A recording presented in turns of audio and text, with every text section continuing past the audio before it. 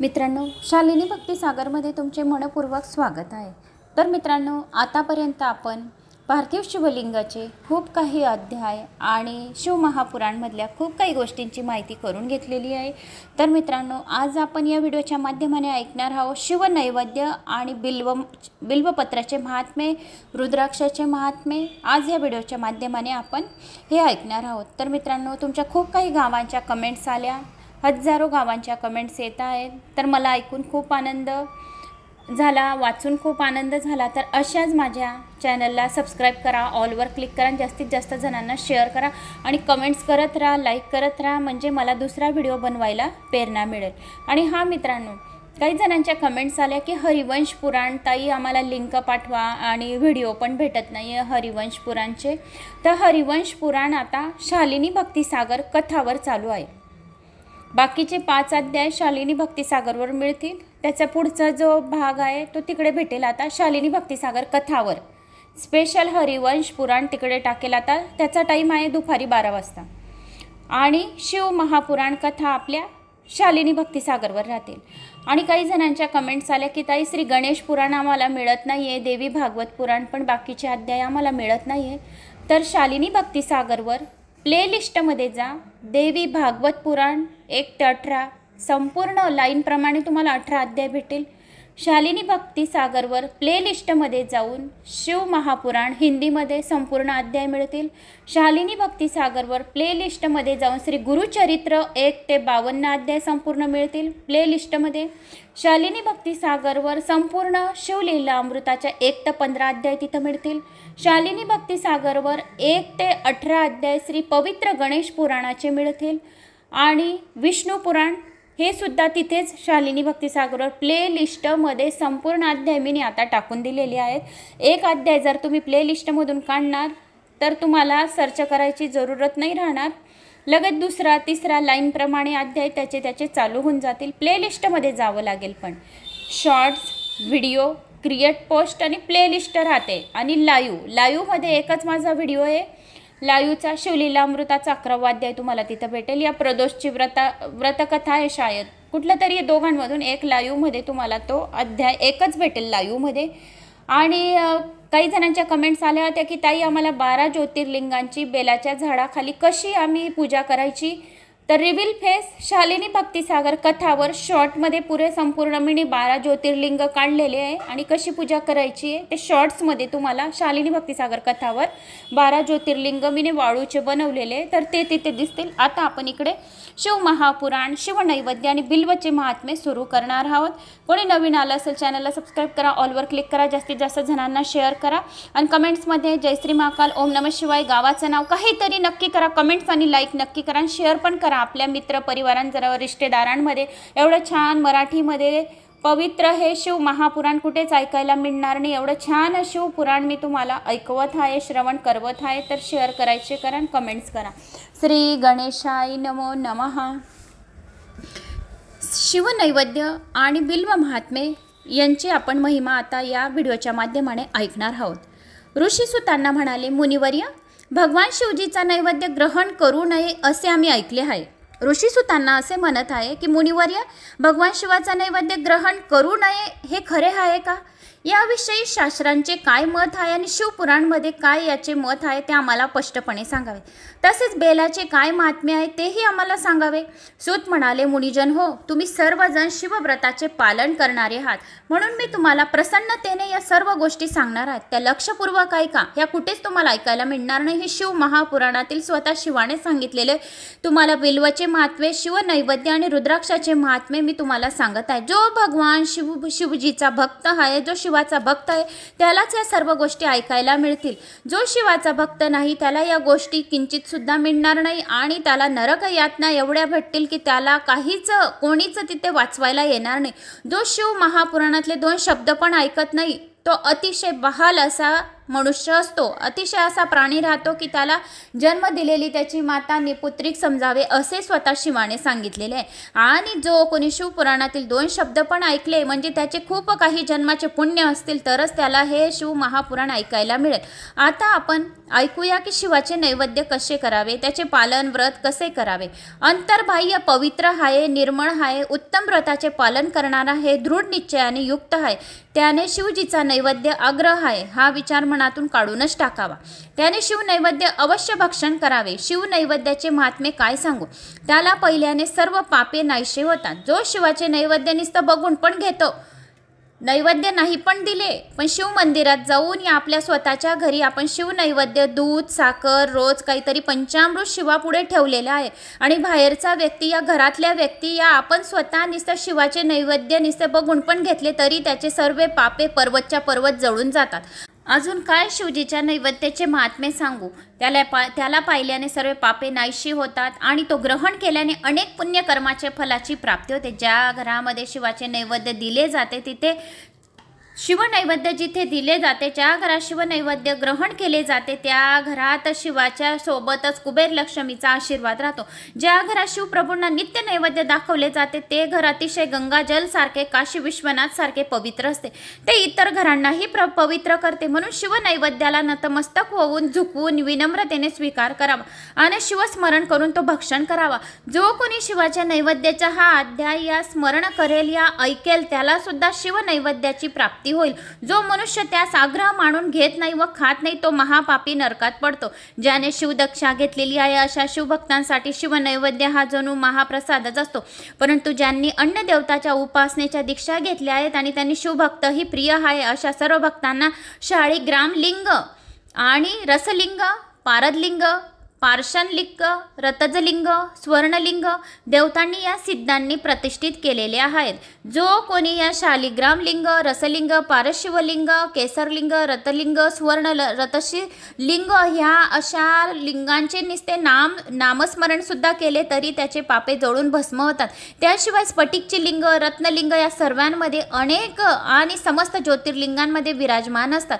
अशा असलेल्या भगवान शिवजीच्या नैवेद्याचा लाभ जर झाला तो ग्रहण केल्याने त्याला चांद्रायन व्रताचरणा इतके पुण्यफळाची प्राप्ती होते.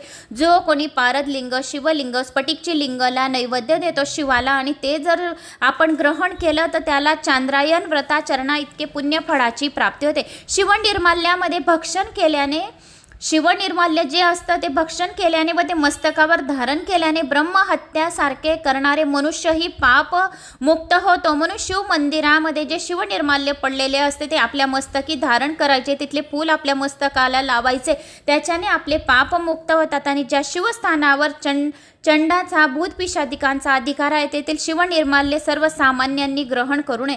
परंतु जे चंडाचा अधिकार नाही तेथील शिवनिर्माल्य अवश्य ग्रहण करावे. बाणलिंग लोह निर्मित लिंग अर्थात स्वर्णादी धातुमय लिंग सिद्धलिंग अर्थात सिद्धाने स्थापन केलेले किंवा ज्याच्या आराधनाने केलेले तरी सिद्ध प्राप्ती झालेले असे लिंग स्वयंभूलिंग या सर्व लिंगांमध्ये चंडाचा अधिकार नसतो. जो मनुष्य शिवलिंगाला विधीपूर्वक स्नान घालतो आणि त्या स्नानाच्या जलाने 3 वेळी आचमन करतो त्याची कायिक वाचा आणि मानसिक अशी त्रिविध पापे शीघ्र नष्ट होतात. जो कोणी शिवलिंगाला जल अर्पण करतो आणि ते जल आपण अर्पण केलं आपण घेतलं म्हणजे ग्रहण केलं आपल्या घरात शिंपडलं तर त्याची त्रिविध पापे म्हणजे 3 प्रकारची पापे दिवसातून शीघ्र नष्ट होतात. शिवनैवेद्य व शिवजींना अर्पण केलेले पान फूल फळ जल इत्यादी पदार्थ जे आग्रह असतात ते शाळीग्राम शिडेच्या स्पर्शाने पवित्र आणि ग्रहण योग्य होतात. शिवलिंगावर अर्पण केलेले द्रव्य आग्रह असते परंतु ज्या वस्तूला लिंगाचा स्पर्श झालेला नाही अशी वस्तू बाजूला वेगळी ठेवून शिवजींना निवेदन केलेली वस्तू पवित्र मानावी. मुनिजन हो अशा प्रकारे शास्त्रांमध्ये शिवनैवेद्याविषयी प्रतिपादन केलेले आहे आणि मी ते तुम्हाला सांगितले.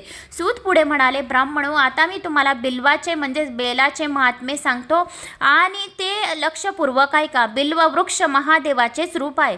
बेलाचे झाड हे महादेवाचे स्वयं रूप आहे. देवांनी त्याची स्तुती केली आहे. त्याचे महात्म्य फार थोर आहे.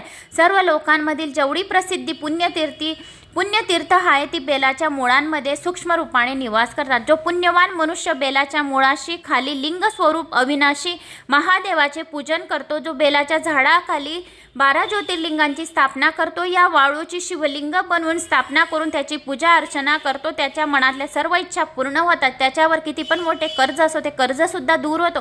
ज्या मुलामुलींचे लग्न जुळत नाही त्यांचे लग्न सुद्धा जुळतात। ज्याच्यावर खूप काही मोठे कर्ज आहे तर त्याचे कर्जच फिटत नाहीये, तर बेलाच्या झाडाखाली बेलाच्या झाडाजवळ एक लांब वातीचा गाईच्या तुपाचा दिवा लावल्याने त्याच्या हळूहळू कर्ज दूर होते। आणि बटकेश्वर महादेव या नावाने एक बेलपत्री बेलाच्या झाडाला जर वाहिली तर बटकेश्वर महादेव करून आपले सर्व जे काही कर्ज आहे ते दूरच होते। आणि तुंबरूच्या या नावाने तुंबरुकेश्वर या नावाने सुद्धा जर आपण एक बिल्वपत्र शिवजीला वाहिले तरी सुद्धा आपले सर्व कर्ज दूर व्हायला मदत होते। कुंदकेश्वर महादेव या नावाने पण आपण एक बेलपत्री शिवजीला वाहिले म्हणजे आपले सर्व कर्ज दूर व्हायला मदत होते आणि तो शिवपदाला प्राप्त होतो। जो मनुष्य बिल्व वृक्षाखाली आपल्या मस्तकावर पाण्याने सिंचन करतो, म्हणजे तुम्ही बेलाच्या झाडाखाली पाणी टाकले, सिंचन केले, ओम नमः शिवाय असं पाणी तुम्ही बेलाच्या झाडाला टाकत आहे आणि ते पाणी बेलाच्या झाडाखाली पडलेलं पाणी तुम्ही आपल्या डोक्यावर घेत आहे या आपल्या मस्तकी लावत आहे, सिंचन करतो, त्याला सर्व तीर्थांमध्ये स्नान केल्याचे पुण्यफळाची प्राप्ती होते। 12 ज्योतिर्लिंगांमध्ये स्नान केल्याचे पुण्यफळाची प्राप्ती होते। श्री सौराष्ट्र सोमनाथांचं शैल्य मल्लिकार्जुन मोज्जेनियम महाकाल ओंकार ममलेश्वरम परल्यम वेदनाथांचं डाकिनियम भीमशंकरम सेतबंदे रामेश्वरम नागेश्वरम दारुकमण वाराणसी विश्वेश्वरम त्र्यंबकम गौतमी तटे हिमालय तु केदारम कृष्णेश्वर शिवाल एतानि ज्योतिर्लिंगानि सायं प्राप्त पठेत नर सप्त जन्म कृतं पाप स्मरण विनयेशति नमः पार्वती पते हर हर महादेव शंभू। तर अशा 12 ज्योतिर्लिंगांची मी आता तुम्हाला नाव श्रवण करवली। जो कोणी बिल्ववृक्षाखाली असे 12 ज्योतिर्लिंगांची स्थापना करतो, या बिल्ववृक्षाखाली एक तांब्याचा पाणी भरून बिल्व झाडाला जर पाणी तुम्ही टाकत असताना ते पाणी तुमच्या डोक्यावर घेतले तर जे मी 12 तीर्थांचे आता तुम्हाला श्रवण करवले 12 ज्योतिर्लिंगांचे नाव, तर त्यांना 12 ज्योतिर्लिंगांच्या तीर्थामध्ये स्नान केल्याचे पुण्यफळाची एवढी प्राप्ती होते। जो कोणी हे नुसतं फक्त हा अध्याय श्रवण बी करून घेतला तरी बी त्याला 12 ज्योतिर्लिंगांचे स्नान केल्याच्या पुण्यफळाची प्राप्ती होते। बेलाच्या झाडाखाली जर खिरीचा प्रसाद बनवला आणि तो बेलाच्या झाडाखाली जर आपण नैवेद्य दिलं तर आपल्यावर माता लक्ष्मी खूप प्रसन्न होते आणि त्याशिवाय शिवजी सुद्धा प्रसन्न होतात, कारण अन्नपूर्णा माताला खीर खूप आवडते आणि अन्नपूर्णा माता साक्षात शिवजीला खीर देत आहेत काशी विश्वनाथमध्ये। म्हणून बेलाच्या झाडाखाली खिरीला एवढं महत्त्व आहे। म्हणून जर दुर्गा अष्टमी प्रदोष सोमवार तर सोमवार, शिवरात्री तर शिवरात्री बेलाच्या झाडाखाली खिरीचं नैवेद्य जर दिलं तर माता लक्ष्मी आपल्यावर खूप प्रसन्न होते आणि तो या भूलोकी पावन मानाला जातो। बेलाच्या मुळाशी असलेले आळे पाण्याने पूर्णपणे भरलेले असेल, जर बेलाच्या झाडाखाली जर पाण्याने जसे बेलाच्या मुळाशी असलेले जे आळे असते म्हणजे जे पाण्याने भरलेले राहतं तिथे कुंड म्हणजे बेलाच्या झाडाखाली पाणी जमा असतं तर पूर्णपणे भरलेलं असेल तर महादेव अत्यंत प्रसन्न होतात। जो मनुष्य गंध व पुष्पादिकांनी बिल्व मुळाच्या पूजन करतो त्याला या लोकी उत्तम सुख आणि उत्तम संतती आणि धनधान्याची प्राप्ती होते, शिवलोकी उत्तम गती प्राप्ती होते। जो मनुष्य बिल्व मुळाशी भावभक्तीने दीप किंवा दीपमाला प्रज्वलित करतो तो तत्वज्ञानाने संपन्न होऊन भगवान महेश्वराशी एकरूप होतो। जो मनुष्य बिल्व वृक्षाची फांदी हाताने धरून तिच्यावरील नवी बिल्वपत्री स्वस्ते असते खुडतो आणि त्याच बिल्वपत्रांनी त्या वृक्षाची पूजा करतो तो सर्व पापांपासून मुक्त होतो। जो मनुष्य वृक्षाखाली शिवभक्ताला भक्तिपूर्वक भोजन देतो त्याला कोट्यवधी पट पुण्य फल मिळते। जो मनुष्य बिल्व वृक्षाखाली शिवभक्ताला खीर आणि घृतयुक्त अन्न देतो त्याला कधीही दारिद्र्य येत नाही, तो ब्राह्मण हो। अशा प्रकारे मी शिवलिंग पूजनाचे सांगोपक वर्णन तुम्हाला सांगितले। पूजकाचे 2 प्रकार आहेत, प्रवृत्ती मार्गी आणि निवृत्ती मार्गी। प्रवृत्ती मार्गी सकाम भक्तीसाठी पीठ पूजा आहे, या भूलोकी सर्व अभिष्ट कामना करणारी आहे म्हणून प्रख्यात आहे आणि प्रवृत्त पुरुषांनी ज्ञानी पुरोहिताच्या मार्गदर्शनानुसार यथाविधी शिवपूजन करावे, अभिषेक करावा, भातासहित नैवेद्य समर्पित करावे। बेलाच्या झाडाखाली पूजेनंतर शिवलिंग बंद पेटीत सुरक्षित ठेवून घरातच शुद्ध स्थानी वेगळी ठेवावी. निवृत्ती मार्गी उपासकांनी आपल्या हातावरच शिवपूजन करावे आणि भिक्षेतून प्राप्त झालेल्या अन्नाचे नैवेद्य दाखवावे. निवृत्त पुरुषासाठी सूक्ष्म लिंगच उत्तम आणि श्रेयस्कर होय. त्याचे विभूतीने पूजन करावे आणि विभूतीचेच नैवेद्य दाखवावा. पूजेनंतर ते लिंग आपल्या मस्तकावर धारण करावे. तर असे हे बिल्वाच्या झाडाचे महत्त्व तुम्हाला सांगितले. तर मित्रांनो, बेलाच्या झाडाखाली जो कोणी ब्राह्मणाला खिरीचं दान करतो, तुपाचं दान करतो, त्याला कधीही दारिद्र्य येत नाही. एवढं पुण्यफळाची कोट्यावधी धनाची प्राप्ती होते आणि कोट्यावधी पुण्यफळाची प्राप्ती होते. म्हणून जो मनुष्य बिल्व वृक्षाखाली शिवभक्ताला भक्तिपूर्वक भोजन करवतो त्याला अनंत पुण्यफळाची प्राप्ती होते. त्याला कुठल्याच गोष्टीची, धनाची कुठल्याच गोष्टीची कमतरता होत नाही. त्याच्या मुलींचे, या नवऱ्यांचे मान, प्रतिष्ठा, यश, कीर्ती, सन्मान वाढतो. एवढ्या बेलाच्या झाडाला खूप काही महत्त्व आहे. म्हणून बेलाच्या झाडाखाली नुसता एक दिवासुद्धा लावला तरी आपले कितीही मोठे कर्ज असो, कोणती पण इच्छा असो, ती खूप आपली लवकरात लवकर पूर्ण होते. बेलाच्या झाडाकडून नुसतं गेले आणि त्याची सावली पण आपल्या अंगावर पडली तरी आपले सर्व पापे जळून भस्म होतात आणि आपली कामच व्हायला सुरुवात होते. म्हणून बेलाच्या झाडाखाली नुसतं जाऊन दिवा नैवेद्य घेतला तरी पण आपण नुसते जाऊन पण बसले तरी पण बेलाच्या झाडाखाली साक्षात शिव आणि माता पार्वती, लक्ष्मी नारायण स्वतः विराजमान झालेले असतात. म्हणून बेलाच्या झाडाला एवढं महत्त्व आहे. पाणी टाका, नाहीतर बेलाच्या झाडाखाली खिरीचं नैवेद्य अर्पण करा. दुर्गाष्टमी तर दुर्गाष्टमी असे तुम्ही अर्पण करा. तर बेलाच्या झाडाचे सुद्धा खूप महत्त्व आहे. आता शिवनामाचे काय महत्त्व आहे ते ऐकूया. ऋषी म्हणाले, व्यास शिष्य सुजी तुम्हाला नमस्कार असो. आता तुम्हाला शिवनामाचे, भस्माचे आणि रुद्राक्षाचे महत्त्व समजावून सांगा. सूत म्हणाले, महर्षीनं तुम्ही अत्यंत चांगला प्रश्न विचारला आहे. हा सर्व लोकांच्या हिताचाच विषय आहे. तर जे लोक भगवान शिवजीची उपासना करतात ते धन्य आहेत, कृतार्थ आहेत. त्याचे जीवन सफल झालेले असून त्याच्या संपूर्ण कुळाचा उद्धार झालेला आहे असे निश्चित समजावे. जो मुखाने शिवनामाचा उच्चार करतो त्याचा सर्व पापाचा स्पर्श होत नाही. जे मुखाने शिवनामाचा उच्चार करतात त्यांना पापाचा स्पर्शच होत नाही. आपण म्हणतो ओम नमः शिवाय, शिव शिव असं काहीतरी दिवसभरातून आपण नामस्मरण शिवाचे करतो, त्याला किंचित सुद्धा पापाचा स्पर्श होत नाही. त्याच्याजवळ पाप जवळ येत नाही. जेव्हा मुखातून हे शिवा तुम्हाला नमस्कार असो असे आपण जर उच्चार प्रकट केला तेव्हा ते मुख सर्व पापांचे नाश करणारे पावन तीर्थ बनते. आपण जर म्हणतो हे शिवा तुला नमस्कार आहे, तर आपल्या तोंडून जे आपण शिवाला नमस्कार आहे, तर आपले जे नमस्कार आहे शिव असं बोलताच आपले जे मुख आहे ते पावन तीर्थ बनून जाते. जो मनुष्य त्या मुखाचे प्रसन्नतेने दर्शन जर करून घेतले तर त्याला तीर्थाचे सेवन केल्याचे पुण्यफळाची प्राप्ती होते. जर तुम्ही म्हणाले हे शिवा तुला नमस्कार असो, हे शिव शंभो माझी प्रार्थना स्वीकार कर, तर तुमच्या नुसते मुखाचे जर कोणी प्रसन्न आहे तुम्ही आणि तुमच्या जर प्रसन्नतेच्या मुखाचे कोणी दर्शन घेतले तर त्याला 12 ज्योतिर्लिंग तीर्थांचे सेवन केल्याचे, स्नान केल्याचे पुण्यफळाची प्राप्ती होईल. हे ब्राह्मणो, शिवनाम, विभूती, भस्म आणि रुद्राक्ष या तिन्ही वस्तू त्रिवेणी संगमा समान परम पुण्यकारी आहे मानल्या गेल्या आहेत. जो मनुष्य या शुभ वस्तू आपल्या शरीरावर धारण करतो त्याच्या दर्शनाने लोकांना त्रिवेणी स्नानाचे पुण्यफळाची प्राप्ती होते. तर कोणत्या कोणत्या 3 वस्तू? शिवनाम, ओम नमः शिवाय, भस्म, तुम्हाला भस्माचं बी महत्त्व सांगितलं, पार्थिव शिवलिंगाची कशी करायचे त्याचं महत्त्व सांगितलं, बेलाच्या झाडाचं महत्त्व सांगितलं, शिवाला नैवेद्य कसं द्यायचं त्याचं महत्त्व सांगितलं, आणि कोणते शिवलिंग सर्वात कलयुगात अतिशीघ्र फलदायी आहे त्याचे पण महत्त्व आरामाने मीने हळूहळूवार तुम्हाला एक एक समजावून सांगितलेलं आहे. तर कुठले 3 वस्तू सांगितल्या आहे शिवाने स्वतः साक्षात, की ज्याच्याजवळ जर ह्या 3 वस्तू राहिल्या तर अतिशय परम पुण्य आणि शिवलोकाची प्राप्ती होते. तर कोणत्या कोणत्या? मुखाने ओम नमः शिवाय, कपाळावर त्रिपुंडी भस्म या फक्त भस्म, आणि गळ्यात रुद्राक्ष तुम्ही केव्हाही कोणतीही व्यक्ती घालू शकते. जन्मता जो बालक जन्माला आलेला आहे, या डिलेवरीमध्ये जी स्त्री डिलेवरी पण झालेली आहे तिला सुद्धा रुद्राक्ष चालतो. कोणी म्हणतं की लगवाड आहे, मासिक पिरियड आहे तर रुद्राक्ष चालत नाही, असं काही नाही आहे. स्वतः शिवाने सांगितलेलं आहे की रुद्राक्ष गळ्यात घाला. जो या 3 वस्तूचे जे नेहमी स्मरण करतो, अर्चन करतो, तो शिवाच्या धामात राहतो आणि त्रिवेणी संगमामध्ये त्याला रोजचं स्नान केल्याचे पुण्यफळाची प्राप्ती होते. तर त्रिवेणी संगम कोणकोणते? गंगा, यमुना आणि सरस्वती. जर जो कोणी या 3 गोष्टी शिवमुखाने ओम नमः शिवाय, कपाळी भस्म, गळ्यात रुद्राक्ष, तर रोज गंगा स्नान, यमुना स्नान आणि सरस्वती तिघांचे स्नान केल्याच्या पुण्यफळाची प्राप्ती होते. जो व्यक्ती शरीरावर भस्म, मुखामध्ये शिवनाम, रुद्राक्ष धारण करतो त्याला त्रिवेणी संगमात स्नान केल्याचे पुण्य प्राप्त होते.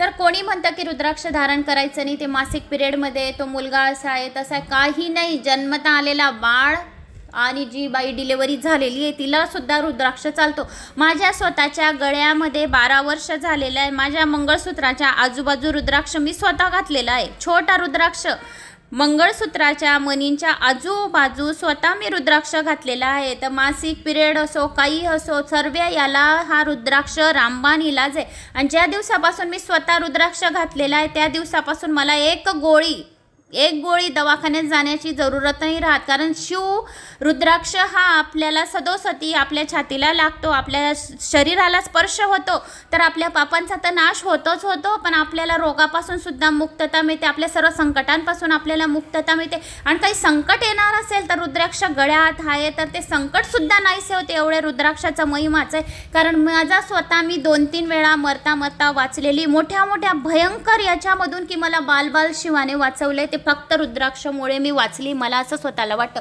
म्हणून रुद्राक्ष हर एक व्यक्ती 0 पासून म्हणजे छोटातून छोटा रुद्राक्ष सुद्धा आपण घालू शकतो. रुद्राक्ष असतो आणि तो आपल्या संपूर्ण शरीराची रक्षा करत असतो. आपले जिथं काही दुखत असेल तर ते दुखणं सुद्धा दूर होतं आणि आपल्यावर काही संकट, मोठी संकटे, अकस्मात विघ्ने म्हणजे आपल्याला कळत माहिती सुद्धा नाही राहत असे विघ्न आणतो. पण रुद्राक्ष, भस्म आणि शिव, आपल्या मुखामध्ये शिवनाम, हे तिघी वस्तू आपल्याला वाचवतो. कारण की आपल्याला एवढं, ज्यांच्या गळ्यामध्ये रुद्राक्ष, भस्म आणि ओम नमः शिवाय ही नामे राहतात त्याला कधीच कुठल्याही गोष्टीची कमतरता भासत नाही आणि त्याच्यावर शिवाचा स्वतःचा आशीर्वाद राहतो. हे 100% गॅरंटी मी देऊन सांगते. आणि त्या व्यक्तीला गंगा, यमुना, सरस्वती असे त्रिवेणी संगमात स्नान केल्याचे पुण्य मिळते. त्यांचे संयुक्त नुसतं दर्शन सर्व पातकाचे नाश करणारे. आपण नुसतं गळ्यात पण रुद्राक्ष टाकून घेतला, कपाळी भस्म लावून घेतली, दिवसभर ओम नमः शिवाय करा, तरी पण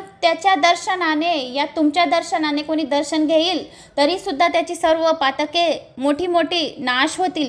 म्हणून प्रख्यात झालेले आहे. जर असे केले तर आपली सर्व पापे जळून भस्म होतील. गळ्यात रुद्राक्ष, भस्म आणि ओम नमः शिवाय या 3 गोष्टी शिवाला खूप आवडतात. म्हणून जाणत्या लोकांनी या 3 वस्तू आपल्या शरीरावर अवश्य धारण कराव्या. हे ब्राह्मणो, हे ब्रह्मांड जे काही आहे त्याविषयी सर्वात त्याने भगवान महेश्वरच जाणतात आणि तेच शिवनाम, विभूती आणि रुद्राक्ष यांच्या महात्म्याबद्दल अधिकार वाणीने बोलू शकतात. तथापि तुमची श्रद्धा, भक्ती पाहून मी त्यांचे महात्म्य संक्षेपणाने वर्णन करणार आहे, ते लक्ष देऊन ऐका. सर्वप्रथम मी तुम्हाला शिवनामाचे महात्म्य सांगतो. हे नाम महात्म्य सर्व पापांना हरण करणारे आहे, सर्वोत्तम साधन आहे. शिवनामरूपी अग्नीने महापातकाच्या पर्वतप्राय राशी अगदी सहजतेने भस्म होतात, यात संशय नाही. पापांमुळे उत्पन्न झालेली अनेक दुःखे एका शिवनामाने नाहीशी होतात. एक वेळा बी शिवनाम घेऊन घेतले ओम नमः शिवाय तरी सुद्धा सर्व पर्वतीसारखे पापे जळून भस्म होतात.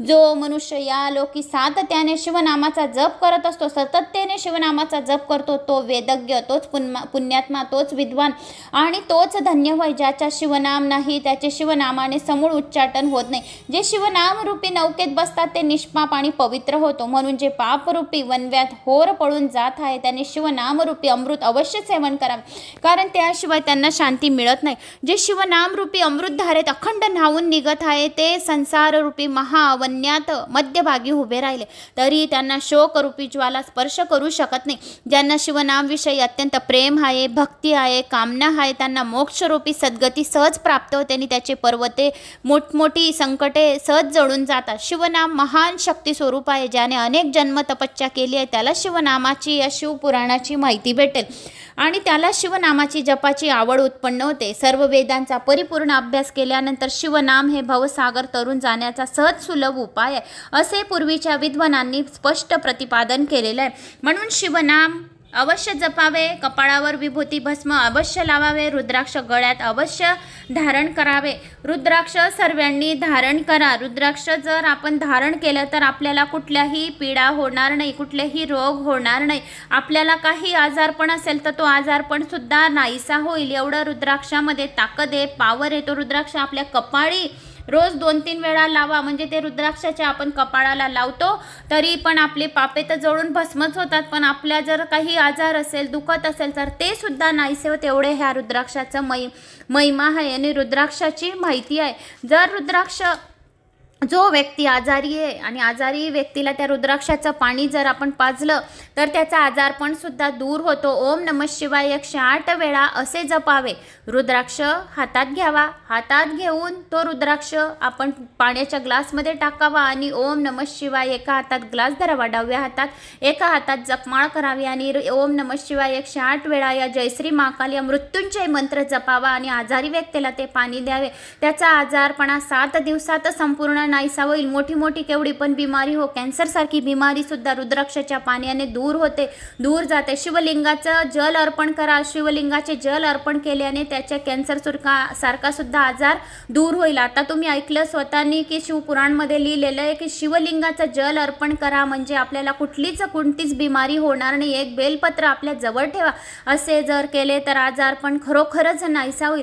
जर जो व्यक्ती आजारी आहे आणि तुम्ही त्याच्याजवळ जर रुद्राक्ष दिलेला आजारी व्यक्तीजवळ, जो व्यक्ती आजारी आहे, आजारी व्यक्तीजवळ तुम्ही सांगितलं की हे शिव शंभू तुमची रक्षा करतील, हे तुमच्या खिशात ठेवा आणि तो जर तुमच्या खिशात रुद्राक्ष ठेवलेला फुटून गेला, 2 तुकडे झाले, तर असं समजावं की त्या आजारी व्यक्तीवरचा जे काही संकट असेल ते तुटून गेलं, ते शिवाने तारलं. म्हणून घाबरायचं नाही. कोणाकोणाचा आजारपणात मला काही कमेंट्स येतात की ताई मग आमच्या त्याचं रुद्राक्ष खिशात ठेवलेलं तर आपण तुटून गेला तर मग आता काय करावे. तर काही टेन्शन घ्यायचं नाही. तो रुद्राक्ष तुटला तर शिवशंकराने तुमचे जे संकट होते ते सर्व तुटून गेले. आता तुमच्यावर कोणत्याच प्रकारची भय, रोग, पीडा या काही आजारपणा, रोग, पीडा, पिशाच पीडा काहीच बाधणार नाही आणि तुम्ही एकदम स्वस्थ राहणार. तर तो रुद्राक्ष तुम्ही निर्माल्यात टाकायचा, मनात काही शंका न घेता.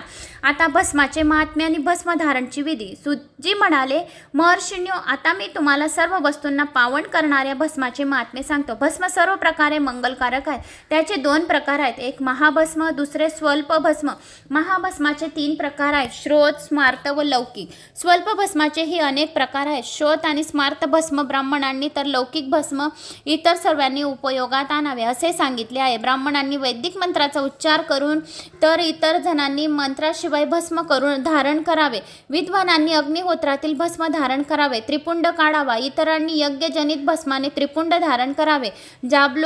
जाबालोपनिषातील अग्नी आदी 7 मंत्रांचा उच्चार करून जलमिश्रित ओले भस्म शरीराच्या विभिन्न अंगावर लावावे. महर्ष जाबलांनी सर्व वर्णाश्रमाच्या लोकांनी मंत्रपूर्वक किंवा मंत्राशिवाय भस्माने त्रिपुंड धारण केला आहे असे आग्रहाने सांगितले आहे. मोक्षार्थी पुरुषांनी सर्व अंगांना सजल भस्म त्रिपुंड धारण केला आहे. त्यामुळे भगवती उमा व लक्ष्मी त्यांची नित्य प्रशंसा करतात.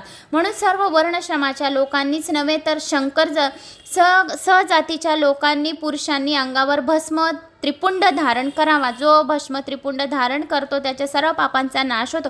जो मनुष्य भस्मलेप त्रिपुंड श्रद्धेने लावत नाही त्याचा वर्णश्रम व्यर्थच होय. त्याला कोटी कल्पना करून शिवज्ञानाची प्राप्ती होत नाही, तो महापातकीच असतो अशा शास्त्रीय निर्णय आहे. अशा मनुष्याची सर्व कर्मे त्याच्यासाठी विपरीत फलदायी ठरतात. जो ज्ञानी मनुष्य त्रयायुष्यती मंत्राने शिव अग्निजनित भस्म धारण करतो तो त्या भस्माच्या स्पर्शानेच पापमुक्त होतो.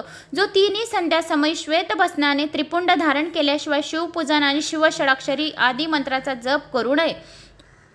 भस्म किंवा भस्माचा त्रिपुंड धारण केल्याशिवाय शिवपूजन व शिवषडाक्षरी आदी मंत्राचा जप करू नये.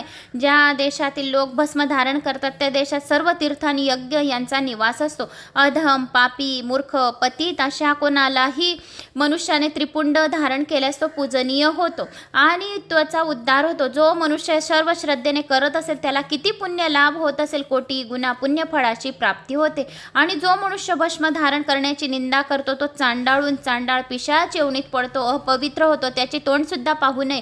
ब्राह्मण क्षत्रियाने मनसोक्त या मंत्राने, वेश्यानी त्र्यंबकम मंत्राने, शूद्राणी पंचाक्षर मंत्राने, गृहस्थानी पंचब्रह्म मंत्राने, ब्रह्मचार्यांनी त्र्यंबकम मंत्रांनी, वानप्रस्थांनी, अघोर मंत्रांनी, संन्याशांनी, प्रणव मंत्रांनी, तर शिवयोग्यांनी ईशान्य मंत्रांनी अभिमंत्रित केलेले भस्म शरीरावर धारण करावे. भस्म धारण केल्याने भस्माचे जितके कण मनुष्याला शरीरात प्रवेश करतात त्याने तितकी शिवलिंग शरीरावर धारण केली आहेत असे निश्चित समजावे.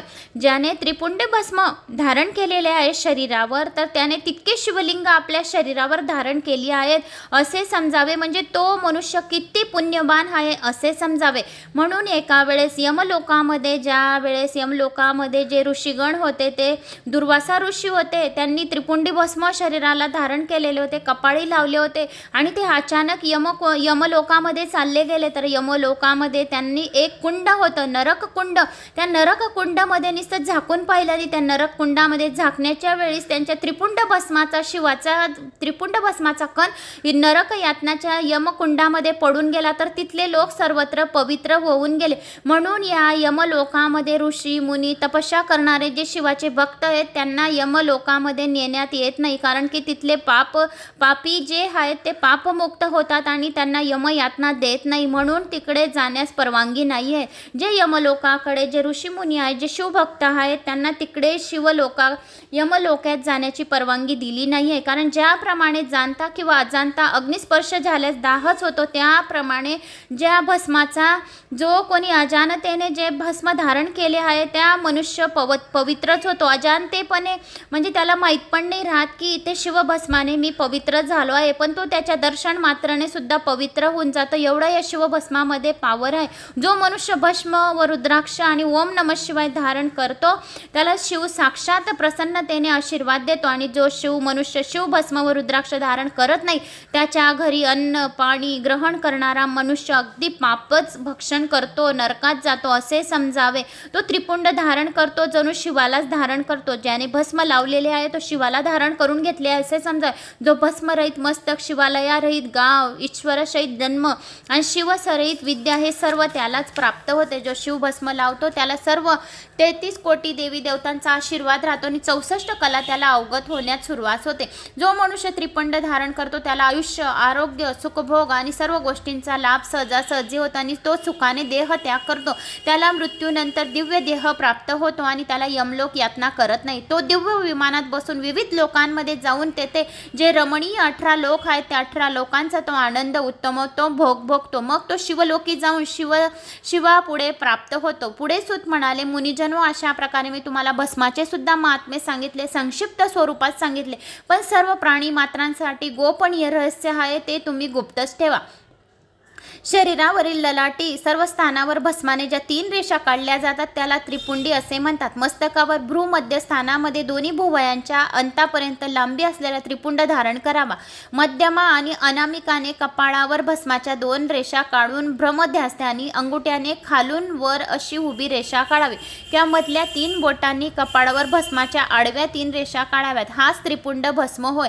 भाळी त्रिपुंड धारण करणे हा एक उत्तम लक्षण मानले जाते. त्रिपुंड मुक्तिदायक असून त्याच्या 3 रेषां शरीरातच असलेल्या 9 देवता तेथेच वास व्हायला सुरुवात करते. जो मनुष्य आपल्या त्रिपुंडी भस्माच्या 3 लकीरा ब्रह्मा विष्णू रुद्राच्या धारण करतो तेथेच त्या त्रिपुंडी भस्मामध्ये 9 देवता वास करत असतात. त्याच्या पहिल्या रेषावर प्रणवातील आकार, ग्रहपत्य, अग्नी, पृथ्वी, धर्म, रजगुण, ऋग्वेद, क्रियाशक्ती, प्रातसवन आणि महादेव या देवता तिथे 9 देव तिथे त्याच्या कपाळावर विराजमान होऊन जातात आणि त्याचे जी संकट आहे ते दूर होतात. कसलेही कर्ज असो ते दूर होतो. त्याच्यावर जर काही इडा पिडा पिशाच पिडा जे काही येत असेल ते सुद्धा त्याची बाधा त्याची दूर होते. त्याच्या दुसऱ्या रेषावर प्रणवातील उकार, दक्षिणाग्नी, आकाश, सत्वगुण, यजुर्वेद, मध्यदिन, स्तवन, इच्छाशक्ती, अंतरात्मा, महेश्वर या 9 देवता दुसऱ्या रेषामध्ये वास करतात. तिसऱ्या रेषेवर प्रणवातील मकार, अवणीय, अग्नी, परमात्मा, तमोगुण, ध्युलोक, ज्ञानशक्ती, सामवेद, तृतीय सवन, शिव या 9 देवता तिसऱ्या लकीरमध्ये वास करतात. अशा या तिघी त्रिपुंड भस्माच्या ज्या लकीरी आहेत तिथं प्रत्येक लकीरांवर 9 देव बसलेले असतात. तर 27 देव त्याच्या कपाळावर बसलेले असतात. शिवदीक्षा घेतलेल्या उपासकांनी वरील सर्व माहिती अवश्य लक्षात ठेवावी जी मी तुम्हाला सांगितली आहे ती. नित्य सुचिर्भित होऊन त्रिपुंडावरील सर्व देवताचे स्मरण करावे, त्यांना नमस्कार करावा. भाळी त्रिपुंड लावणारा पुरुष अत्यंत भाग्यवान असतो आणि त्याला मोक्ष दोन्ही गोष्टी प्राप्ती होतात. मुनीश्वरो, आता मी तुम्हाला शरीराला कोणत्या कोणत्या अवयवांवर कोणत्या क्रमाने त्रिपुंडाचा भस्म करायचा ते सविस्तर सांगतो. त्रिपुंड लावताना कोणत्या देवतेचे स्मरण करावे ते पण मी तुम्हाला सांगते. आपल्या शरीरावर 32, 16, 8 किंवा 5 स्थानी भस्म धारण करावे. मस्तकावर म्हणजे ललाट, कपाळावर, दोन्ही कानांना, दोन्ही नेत्रांना, दोन्ही नासिकांना, मुख, कंठ, दोन्ही हात, दोन्ही कोपरे, दोन्ही मनगटे, हृदय, नाभी, दोन्ही अंडकोश, दोन्ही मांड्या, दोन्ही कोटे, दोन्ही गुडघे, दोन्ही पोटऱ्या, दोन्ही पाय ही 32 स्थाने भस्म लावण्यास योग्य आहेत. तेथे अनुक्रमे अग्नी, जल, पृथ्वी, वायू, 10 दिशा, 10 दिग्पाल आहेत. तर अशा या अष्टवसू निवास करतात आणि मनुष्याने प्रांतसमयी सर्व देवतांचे स्मरण करून अंगावर त्रिपुंड भस्म धारण करावा. मस्तक, ललाट, कंठ, दोन्ही खांदे, दोन्ही भुजा, दोन्ही कोपरे, दोन्ही मनगटे, हृदय, नाभी, दोन्ही पाठ, 16 अंगावर त्रिपुंड लावून तेथे अश्विनी कुमार, शिव, शक्ती, रुद्र, ईश, नारद, वामादी 9 शक्तीचे पूजन करावे. किंवा मस्तक, केस, दोन्ही कान, मुख, शिव, चंद्र, ब्रह्मा, गणेश, विष्णू, लक्ष्मी, शिव, प्रजापती, नागकन्या, ऋषिकन्या असे सर्वांचे स्मरण. तुम्हाला जो कोणी त्रिपुंड भस्म करतो तर इतक्या लोकांचं त्यांना स्मरण होतो. विष्णू, लक्ष्मी, शिव, प्रजापती, गणेश, नागकन्या सर्व देवी देवता त्याच्या ललाटवर बसून जातात. गृहस्थान, ललाट, दोन्ही कान, दोन्ही खांदे, हृदय, नाभी, 8 स्थानी सप्तांचे स्मरण. सप्तऋषींचे स्मरण त्रिपुंड धारण करावे. भस्मवेता पुरुषांनी मस्तक, दोन्ही हात, हृदय, नाभी 5 स्थानी भस्म धारण करण्यास सांगितले आहे. मनुष्याने देश कालाधिकाचा विचार करून भस्म आमंत्रित करावे. सर्व अंगावर भस्म लावल्याने शक्य नसेल पण भाळी त्रिपुंड नक्की काढावा. त्रिनेत्रधारी, त्रिगुणाचा आधार, त्रिदेवताचा जनक असलेल्या भगवान शिवजीचे स्मरण करून नमः शिवाय जो कोणी त्रिपुंडी भस्म असं बोलून आपल्या हातात त्रिपुंडी भस्म घ्यायचे, नमः शिवाय असं बोलल्याबरोबर आपलं दुर्भाग्य जे असेल ते भाग्यात बदलून जातं. या मंत्राने भाल प्रदेशी ईशांब्याय नमः, या मंत्राने दोन्ही पार्श्वभागी बीजांब्याय नमः, या मंत्राने दोन्ही मनगटावर पितृभ्याय नमः, या मंत्राने खालील अंगावर उमेशाय नमः, या मंत्राने वरील अंगावर भीमाय नमः, या मंत्राने पाठीवर मस्तकांच्या मागील बाजूस त्रिपुंड भस्म धारण करावे. असे हे भस्माचे महात्म्य मी तुम्हाला सांगितले आहे. आता आपण परत रुद्राक्षाचे महात्म्य ऐकणार आहोत. सूत म्हणाले, महाप्राज्ञ शौनिकजी, मी तुम्हा सर्वांना रुद्राक्षाचे महात्म्य थोडक्यात सांगणार आहे, ते लक्षपूर्वक ऐका. रुद्राक्ष अत्यंत पावन असून तो शिवजींना अत्यंत खूपच प्रिय आहे. रुद्राक्षाच्या दर्शनाने, त्याला स्पर्श केल्याने, त्यावर जप केल्याने सर्व पापे नष्ट होतात. जो कोणी रुद्राक्षाच्या माळेवर ओम नमः शिवाय हा मंत्र जर जप केला, त्याने 108 वेळा जप केला, पण भगवंत त्याला 10 गुणा पुण्यफळाची प्राप्ती करून देते. रुद्राक्ष हा अत्यंत पवित्र आणि सर्व पापांचे नाश करणारा आहे. रुद्राक्ष हा जर आपण नुसतं स्मरण मात्र आणि शरीरावर स्पर्श मात्र सर्व पापे जळून भस्म होतात. प्राचीन काळी लोकांच्या कल्याणासाठी भगवान शिवप्रभूंनी पार्वतीला रुद्राक्षाचे महात्म्य सांगितले. ते म्हणाले, हे महेश्वरी, तुझ्यावरील प्रेमापोटी आणि भक्तांच्या हितासाठी मी रुद्राक्षाचे महात्म्याचे वर्णन करतो. जो कोणी भस्माचे महात्म्य, त्रिपुंड भस्माचे महात्म्य, बिल्ववृक्षाचे महात्म्य, रुद्राक्षाचे महात्म्य जो कोणी नुसतं श्रवण करेल त्याची पर्वताचे पर्वते पापे जळून भस्म होतील आणि त्याचे खूप काही जन्माचे पुण्य असेल त्यालाच हे तिन्ही महात्म्याचे वर्णन ऐकायला मिळेल आणि त्याला ऐकून त्याचे कान तृप्त होतील, त्याचे मनाला शांती भेटेल, त्याला झोप चांगली येईल, त्याच्यावर कर्ज मुळीच राहणार नाही, त्याच्या घरी माता लक्ष्मी साक्षात वास्तव्य करेल. असे हे रुद्राक्षाचे महात्म्याचे वर्णन आहे. आता एक फार जुनी गोष्ट आहे जी मनावर संयम ठेवून मी हजारो दिव्य वर्ष तपस्या करत होतो. एके दिवशी माझे मन अचानक प्रक्षुब्ध झाले आणि त्यावेळी माझ्या मनात मी सर्व लोकांवर उपकार करणारा, स्वतंत्राने वागणारा परमेश्वर असा एक विचार आला. लिलावश होऊन मी डोळे उघडले, त्यातून काही अश्रू ओघळले. ज्या वेळेस मी डोळे बंद करून पृथ्वीचा विचार करत होतो आणि एकदम मी डोळे उघडले तर काही अश्रू ओघळले माझ्या डोळ्यातून अश्रू ओघळले आणि त्याच्यापासून रुद्राक्ष नामक वृक्ष उत्पन्न झाला. तर माझ्या डोळ्यांच्या अश्रूंनी रुद्राक्ष उत्पन्न झालेले. अशा प्रकारे भक्तांवर अनुग्रह करण्यासाठी माझे अश्रू स्थावर भावास प्राप्त झालेले आहेत. म्हणून या रुद्राक्षांना एवढं महत्त्व आहे. त्या वृक्षावरील रुद्राक्ष मी विष्णू भक्तांना आणि चारी वर्णांच्या लोकांना दिली.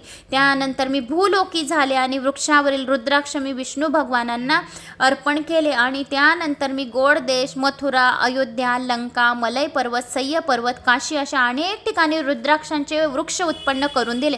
तेव्हापासून त्यांचे महात्म्य वाढले.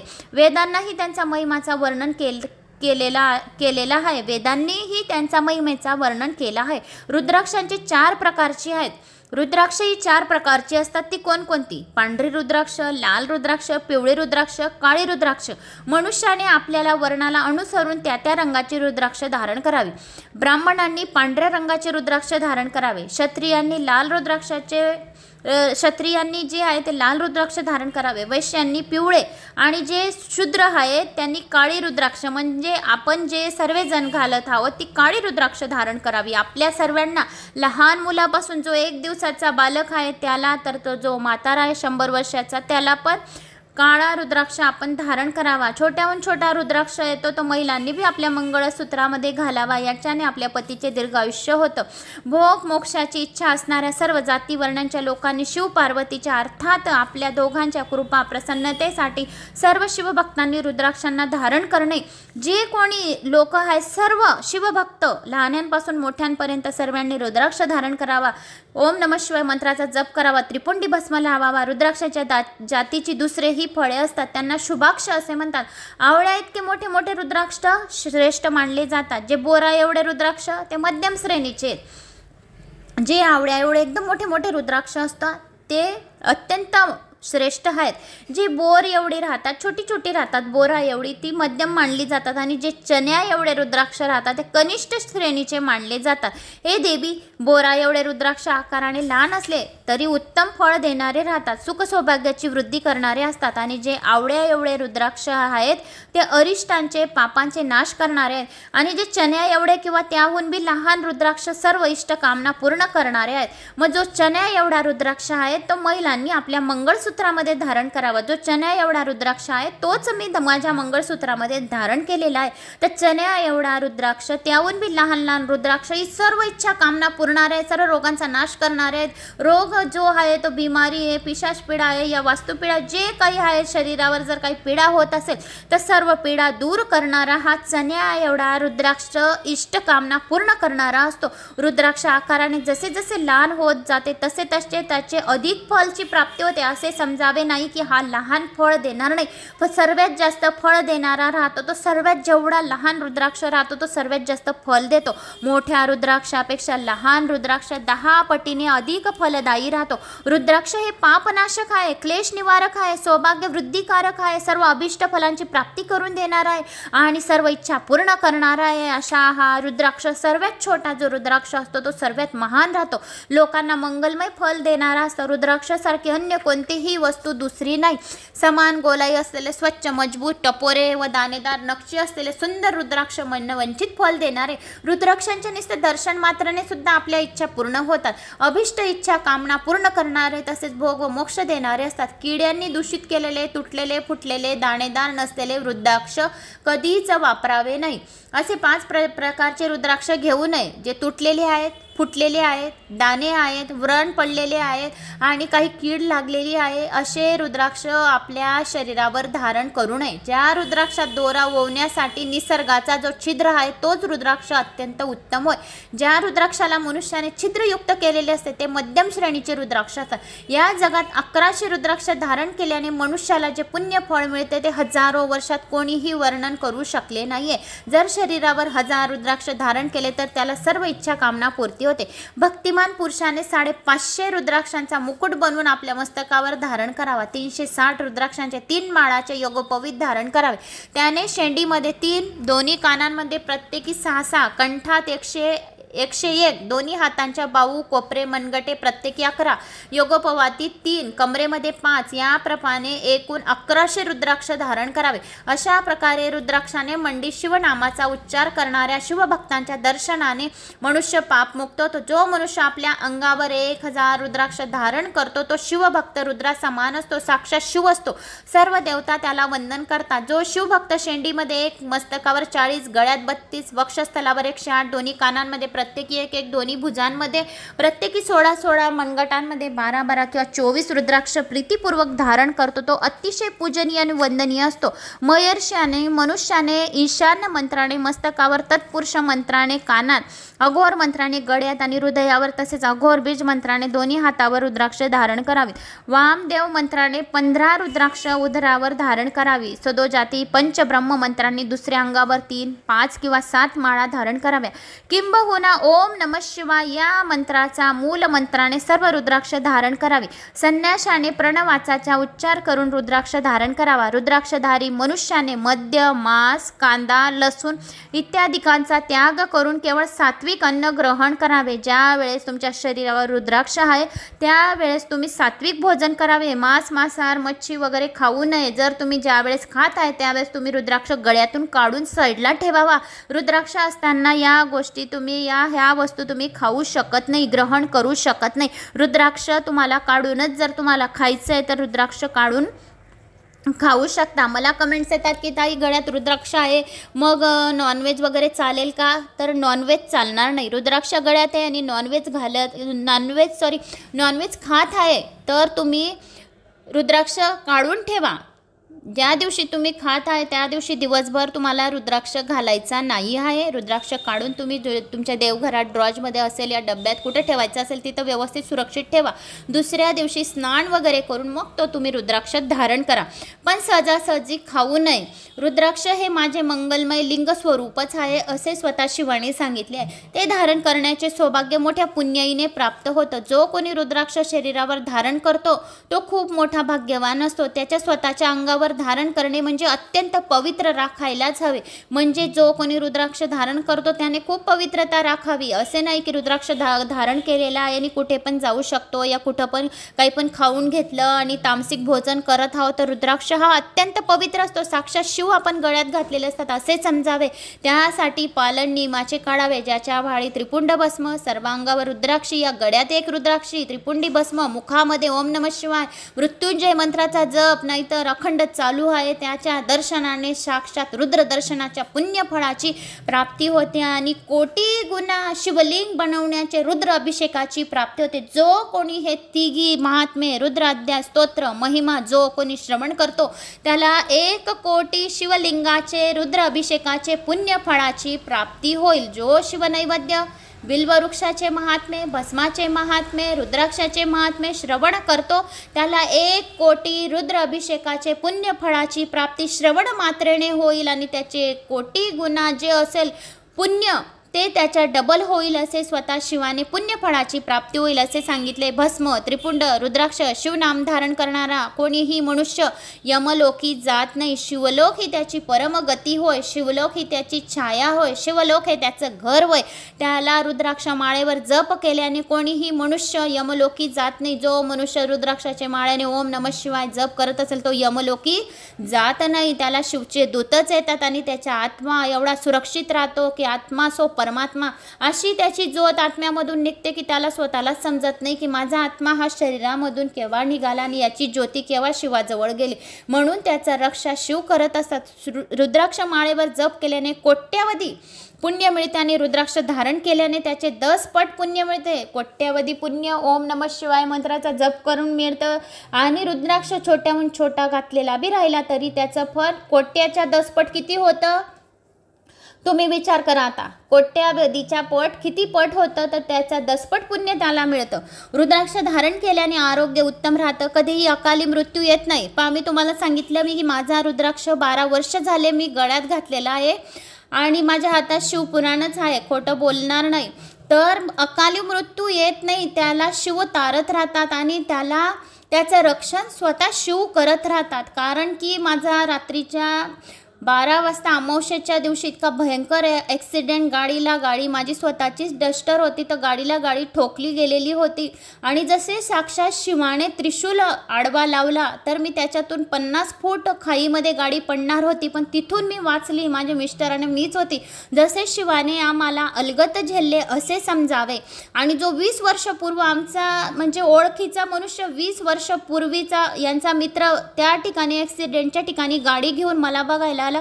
म्हणजे ही लेडीज ऑन द स्पॉट गेली असं त्याला वाटलं. तो रात्री 12 वाजता आमच्या गाडीला बघायला उतरला तर तो ओळखीचा निघाला, 20 वर्ष पुराणा यांचा मित्र. त्याने लगेच एका मिनिटात त्याच्या गाडीत बसवलं, पाण्याच्या बाटल्या वगैरे आणल्या, हॉटेलमध्ये नेलं. म्हणजे हे शिवाची कृपा की 20 वर्ष पुराणा आणि नेमका ॲक्सिडेंट ठिकाणी झालेल्या ठिकाणी तो भेटतोय रात्री 12 वाजता. ही खूप मोठी गोष्ट आहे. तर माझ्या मिस्टरांचा 20 वर्ष पुराणा जो मित्र होता तो तिथंच येऊन बघण्यासाठी त्या आमच्या गाडीजवळ आला, पण तो ओळखीचा निघून गेला. त्याने त्याच्या गाडीत बसवलं, हॉटेलमध्ये घेऊन गेला, पाण्याची बाटली, बोरोलिन, आयडेक्स. पण माझ्या तोंडावर एअर बॅगा फुटून गेल्या. गाडीचा एवढा जबरदस्त ॲक्सिडेंट झाला, पण मला किंचित माझ्या केसांना सुद्धा धक्का नाही. रात्रीच्या 12 वाजता आणि महाकालेश्वरला मग मी बोलली, हे महाकालेश्वर भगवान, माझा काळ आलेला होता पण वेळ नाही म्हटलं की तू मला स्वतः वाचवायला आला, कारण की मला तुझ्यावर खूप विश्वास आहे, दृढ विश्वास आहे. तू माझ्यासोबत आहे आणि मी खूप भाग्यवान आहे की तू माझ्यासोबत आहे. मी असं लगेच शिवाला प्रार्थना केली. म्हणून ज्याच्या गळ्यामध्ये रुद्राक्ष राहतो त्याला अकाली मृत्यू कधी येत नाही, एवढं लक्षात ठेवून घ्या. जो त्रिपुंडी भस्म धारण करतो, शिव शिव बोलतो, त्याला कुठल्याही गोष्टीची घाबरायची गरज नसते. म्हणून प्रत्येकाने हे 3 गोष्ट बोलायला नक्की सुरुवात करा. रोज बोला की मी खूप भाग्यवान आहे, माझ्याबरोबर माझे शिवशंभू या तुमचे जे इष्टदेवता आहेत त्या इष्टदेवताचं नाव घ्या की मी खूप भाग्यवान आहे आणि माझा शिवशंभू माझ्यासोबत आहे आणि मला कोणत्याच गोष्टीची कमी नाही आहे, की मला शिवाचा आशीर्वाद आहे. ज्याच्यावर शिवाचा आशीर्वाद राहतो त्याला कोणत्याच गोष्टीची कमी नाही राहत आणि त्याचे पाप पर्वतासारखे जळून भस्म होतात आणि शिवशंभू त्याच्या सर्व गोष्टींपासून संरक्षण करतो आणि अकाली जे अकस्मात मृत्यू राहते त्यालासुद्धा शिवशंभू येऊ देत नाही. म्हणून या 3 गोष्टी बोलायला नेहमी सुरुवात करा की माझं घर खूप धनधान्याने भरलेले, माझ्या घरात अन्नपूर्णा माताची खूप बरकती आहे आणि मला कधीच कोणत्याही गोष्टीची कमतरता नाही. मी स्वतः भाग्यवान आहे, माझ्यासोबत माझा शिवशंभू आहे, त्याचा आशीर्वाद आहे, तर मला कुठल्या गोष्टीची कमी आहे असे रोज बोलांचे. आपल्याजवळ आहे तितक्यात प्रसन्नता मानवा, तितक्यात खुशी मानवा की जे माझ्याजवळ आहे याच्यात मी खूप खुश आहे, तू जे देशील त्याच्यात मी खुश राहील, असं प्रसन्नता होऊन तुम्हाला शिवजीजवळ बोलायचं. रोज बोला असं, घरात आपलं तरी बोला. असं बोललं तरी आपल्या घरात माता राणी, अंबे माता, गौरी मा, शिवशंभूचा आशीर्वाद राहतो आणि जे आपल्या भाग्यात आहे तर शिवशंभू बरोबर देईल आणि जे आपल्या भाग्यात नाही त्याच्या मागे लागणार तर ते कधीच भेटणार पण नाही. म्हणून शिवाला हे 3 शब्द बोलायला रोज सुरुवात करा. जो कोणी रुद्राक्ष गळ्यात घालतो त्याची अकाल मृत्यू कधी येत नाही. फक्त शिवभक्तांनीच रुद्राक्ष धारण केले पाहिजे असा काही नियम नाही. अन्य देवतांचे भक्तही रुद्राक्ष धारण करू शकतात. आत्ताच बोलली मी तुम्हाला की आपल्या इष्टदेवताचे नामस्मरण करा. आपल्या इष्टदेवताचे नामस्मरण केले म्हणजे शिवशंभू आपल्यासोबत राहतात. जे विष्णू भगवान आहे, लक्ष्मी आहे, स्वामी समर्थ आहे, गजानन महाराज आहे, विठू माऊली आहे, कृष्ण भगवान आहे, राधे कृष्ण बालाजी आहे, जे तुमचे भगवान असतील त्या देवाचे बी तुम्ही भक्त राहिले तरी पण तुम्ही रुद्राक्ष धारण करू शकतात. रुद्राक्ष सर्व देवांनाच प्रिय असल्यामुळे रुद्राक्षाच्या माळेवर सर्व देवतांचे जप करता येतात. पार्वती असे आहे की रुद्राक्ष महात्म्य आहे. असे शिवशंभूने पार्वती मातेला सांगितले की पार्वती बघ, हे असे रुद्राक्षाचे महात्म्य आहे जे मी तुला आता सांगितले. म्हणून 4ही वर्ण श्रमधर्माच्या स्त्री पुरुषांनी रुद्राक्ष धारण करावे अशी माझी आज्ञा आहे. असे काही नाही की हा व्यक्ती तो रुद्राक्ष धारण करणार नाही, तो व्यक्ती तर रुद्राक्ष धारण करणार नाही. 4ही वर्ण श्रम धर्माच्या कुठल्याही धर्माचा व्यक्ती असो त्याने रुद्राक्ष धारण करावा. उमे रुद्राक्षाचे अनेक प्रकार आहेत. शिवजी म्हणतात उमा माताला उमे रुद्राक्षाचे अनेक प्रकार आहेत. त्याचे वर्णन ऐक आता. एकमुखी रुद्राक्ष साक्षात शिवस्वरूप आहे, मुक्तिदायक आहे. त्याच्या दर्शनाने ब्रह्महत्यासारखे महापातके नष्ट होतात. त्याची पूजा केल्याने लक्ष्मी लवकर प्राप्त होते. एकमुखी रुद्राक्ष सर्व उपद्रवाचे निराकरण होऊन मनोरथ पूर्ण होतात. 2 मुखाच्या रुद्राक्षाला देव देवेश्वर म्हणतात. ते सर्व कामना पूर्ण करणारे, इष्टफल देणारे आहेत. 3 मुखाचे रुद्राक्ष साधनेचे फल देणारे आहेत. त्याच्या प्रभावाने मनुष्य विद्यांमध्ये निपुण होतो. 4 मुखांचे रुद्राक्ष ब्रह्मस्वरूप आहेत. हे चतुर्विध पुरुषार्थ साध्य करून देणारे आहेत. त्याच्या पूजनाने व दर्शनाने नरहत्येचे पातक नाहीसे होते. 5 मुखाचे रुद्राक्ष कालाग्नी रुद्र स्वरूप आहे.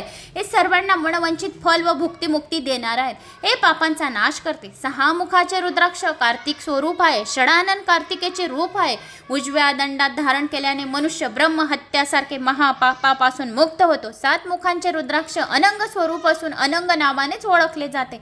धारण केल्याने दरिद्रता त्याच्या घरात आणि दरिद्रता 7 जन्मापर्यंत त्याला मिळत नाही. दरिद्र मनुष्य धनवान होतो. जो कोणी 7 मुखी रुद्राक्ष घालतो तर तो दरिद्र माणूस किती असो तो धनवान होतो. 8 मुखाचे रुद्राक्ष अष्टमूर्ती कालभैरव स्वरूप आहे. धारण केल्याने मनुष्य पूर्ण आयुष्य आणि दीर्घ आयुष्य होतं. मृत्यूनंतर त्याला शिवपद प्राप्त होते. 9 मुखाचे रुद्राक्ष भैरव तसेच कपिल मुनीचे स्वरूप मानण्यात येतात. आपल्या डाव्या हातात बांधावे. माझ्यासारख्याच सर्वेश्वर होतो. 10 मुखाचे रुद्राक्ष साक्षात विष्णू रूप आहे. ते धारण केल्याने मनुष्याच्या सर्व इच्छा पूर्ण होतात. 10 मुखांचे 10 रूप विराट स्वरूप विष्णूंना अवतार दिलेले आहेत, म्हणून दशमुखी रुद्राक्ष साक्षात विष्णू आहे. 11 मुखाचे रुद्राक्ष रुद्र रूप आहे. ते धारण करणारा मनुष्य सर्वत्र विजयी होतो. जो जिथे जातो तिथं विजयच होऊन येईल. त्याचे यश कीर्ती मान सन्मान मध्ये वाढ होईल. 12 मुखाचे रुद्राक्ष 12 आदित्य समान आहे. ते केसांमध्ये धारण केल्याने मनुष्य तेजस्वी होतो. 13 मुखाचे रुद्राक्ष विश्वदेवाचे स्वरूप आहे. ते धारण केल्याने अभिष्टांची पूर्तता होते. सौभाग्य प्राप्त होते. सर्व मंगल होते. 14 मुखांचे रुद्राक्ष परमशिव रूप आहे. ते भावभक्तीने मस्तकावर धारण केल्याने सर्व पापांचा नाश होतो. हे गिरिराज कुमारी अशा प्रकारे मुखांच्या संख्याने रुद्राक्षांचे 14 प्रकार पडतात. आता त्यांना धारण करण्याचे मंत्र क्रमशः सांगतो. ओम ह्रीं नमः. पहिले 1 मुखी रुद्राक्षांच्यावर कुठला मंत्र जाप करावा ते मी तुम्हाला सांगत आहे. आता 1 मुखी रुद्राक्ष साक्षात जो शिवरूप राहतो त्याच्यावर कोणता मंत्र जाप करायचा? ओम ह्रीं नमः. 2 मुखी रुद्राक्षावर ओम नमः. 3 मुखी रुद्राक्षावर ओम क्लीं नमः. 4 मुखी रुद्राक्षावर ओम ह्रीं नमः. 5 मुखी रुद्राक्षावर ओम ह्रीं नमः. 6 मुखी रुद्राक्षावर ओम ह्रीं हुं नमः. 6 मुखी रुद्राक्ष ओम ह्रीं हुं नमः. 7 मुखी रुद्राक्ष ओम हुं नमः. 8 मुखी रुद्राक्ष ओम हुं नमः. 9 मुखी रुद्राक्ष ओम ह्रीं हुं नमः. 10 मुखी रुद्राक्ष ओम ह्रीं नमः. 11 मुखी रुद्राक्ष ओम ह्रीं हुं नमः. 12 रूपी रुद्राक्ष ओम क्रोम शोम रोम नमः. 13 मुखी रुद्राक्ष ह्रीं नमः. 14 मुखी रुद्राक्ष ओम नमः शिवाय.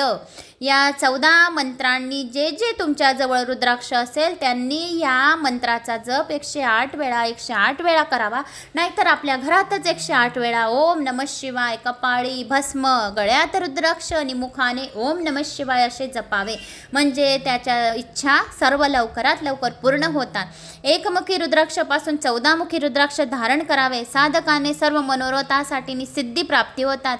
आणि मंत्राचा जप करावा. श्रद्धापूर्वक उच्चार करून त्या रुद्राक्षांना धारण करावे. जो कोणी श्रद्धापूर्वक सुद्धा या 14 मुखी रुद्राक्षांचे महिमा स्तोत्र आणि 14 मुखी रुद्राक्षांचे मंत्र ऐकून घेतो त्याला सुद्धा पुण्यकारी असा भाग्यवान कोणी नाही. जो कोणी रुद्राक्षाचे महात्म्य ऐकतो, बिल्वाचे महात्म्य ऐकतो, भस्माचे महात्म्य ऐकतो तो त्याच्याशिवाय दुसरा कोणी भाग्यवान नाही असे समजावे. रुद्राक्षाची माळ धारण केलेल्या मनुष्याला पाहताच भूत प्रेत पिशाच डाकिनी शाकिनी उपद्रवकारक अन्य शक्ती दूर पळून जातात. ज्या व्यक्तीने रुद्राक्षाची माळ घातलेली आहे त्याला बघताच बरोबर भूत प्रेत पिशाच डाकिनी शाकिनी त्याच्याजवळ येत नाही. ज्याने रुद्राक्ष धारण केलेला आहे त्याच्याजवळ पण कधीच येत नाही. त्याच्यावर जारण मारण उच्चाटन नादी कोणत्याही अभिचाराची जादू टोनाचा परिणाम त्याच्यावर होत नाही. नजरबाधा त्याला होत नाही. ज्याने रुद्राक्ष गळ्यात घातलेला आहे, आपल्या मुलांना रुद्राक्ष घालून दिलाय, लहान असो मोठे असो मध्यम वर्ग असो कुठल्याही मुला मुलींना प्रत्येकाने रुद्राक्ष धारण करावा. त्याला नजर होत नाही. ते सर्व निष्प्रभम होतात. ते नजर त्यांच्या उलटच जाते. जाते. रुद्राक्ष धारण करणाऱ्या मनुष्याला पाहून मी स्वतः देवी, दुर्गा, गणेश, सूर्य तसेच अन्य देवताही प्रसन्न होतात. म्हणून रुद्राक्षाचे महात्म्य लक्षात घेऊन धर्मवृद्धीसाठी ते मंत्रोद्धार भक्तिपूर्वक धारण करावे. सूत पुढे म्हणाले, हे मुनीश्वरांनो, रुद्राक्षाच्या संदर्भात भगवान शिवजींनी देवी पार्वतीला जे काही सांगितले तेच मी तुम्हाला कथन केलेले आहे. स्वतः भगवान शिवाच्या मुखाहून हे रुद्राक्षाचे महात्म्य पार्वती माताला सांगितले आले आहेत आणि मी ती तुम्हाला सांगितले आहे मित्रांनो. तर हे आशेच्या आशे मी श्रवण केले, याच्यात मी काहीच टाकलेलं नाही आहे. जे शिवाने स्वतः सांगितलं पार्वती मातेला की रुद्राक्ष कसे उत्पन्न झालेले आहे, कसे प्रकट झालेले आहे, रुद्राक्षांचा महिमा काय आहे, रुद्राक्षांचे महत्त्व काय आहे, किती मुखी रुद्राक्ष धारण करावं, जसंच्या तसं शिवमुखाने सांगितलेले पार्वती मातेला कथन केलेले मी तुम्हाला सांगितले आहे. भस्म आणि रुद्राक्ष धारण आणि ओम नमः शिवाय मंत्राचा जप करणारा सद्भक्त शिवप्रभूंना अत्यंत प्रिय असतो. त्याच्या सर्व भक्तांच्या इच्छा खूप लवकर पूर्ण करतात. त्याच्या कृपा प्रसादाने त्याला भुक्ती मुक्ती दोहांचा लाभ होतो. त्याच्यावर संकट कधीच येत नाही.